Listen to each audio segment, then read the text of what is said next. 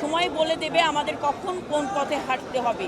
গতকাল আমাদের পার্শ্ববর্তী দেশ পশ্চিমবঙ্গের নির্বাচনের যে ফলাফল, সেই ফলাফল গণমানুষের ভোটের অধিকার প্রয়োগ হয়েছে। ভোটের অধিকারের মাধ্যমে, মানুষের গণরায়ের মাধ্যমে যারা দায়িত্ব গ্রহণ করেছে, আমি তাদেরকে সাধুবাদ জানাই। এবং আগামী দিনের বাংলাদেশের রাজনীতি নির্ধারণ হচ্ছে গণমানুষের স্বার্থকে বিবেচনা করে, দেশের স্বার্থকে বিবেচনা করে। আমাদের কাছে ফার্স্ট প্রায়োরিটি হচ্ছে আমার দেশ এবং আমার দেশের গণতন্ত্র, মানুষের অধিকার। সেই জায়গায় পররাষ্ট্রনীতি কেমন হবে, আমাদের